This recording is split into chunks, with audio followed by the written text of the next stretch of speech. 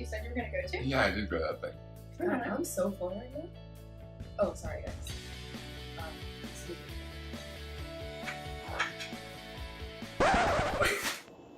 So you're probably wondering why I'm getting mean mugged by Isabella and Kyle. You see, they really like food. And they get really mad when seeing somebody waste it. According to CNN, 40% of the food in the United States is never eaten, which amounts to around 27 million tons of food thrown into landfills. This is enough to provide food for around 27 million people. Altogether, the wastage amounts to around $218 billion, according to the Ad Council. According to National Geographic, the average American wastes nearly 300 pounds of food per year. That is essentially every person throwing away over 700 donuts every year. Also, according to Ad Council, the largest contributor to landfills is wasted food. Decomposing foods in landfills release methane into the atmosphere, warming the earth even further, and therefore having a negative environmental consequence. The majority of this wastage comes from public schools, like Cal Poly for instance. Some of our own professors have an input on this issue.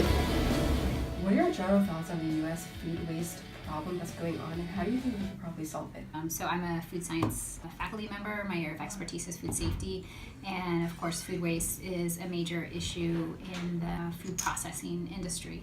And we have a lot of issues. Our issues lie in terms of having waste as a byproduct from products that we produce. So as you might imagine, if you were canning corn, there's going to be the husk and the cob and those types of commodities that are not edible, at least in its current form, to humans. So that's partial food waste. Making use of food byproducts can be done through composting.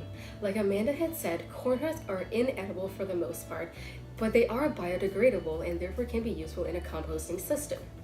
Similarly, foods that someone may plan on throwing in a trash bin can rather be thrown in a composting bin. Nearly all perishables can be put for compost, and so those foods are never really truly at waste and therefore are not crowding up a landfill.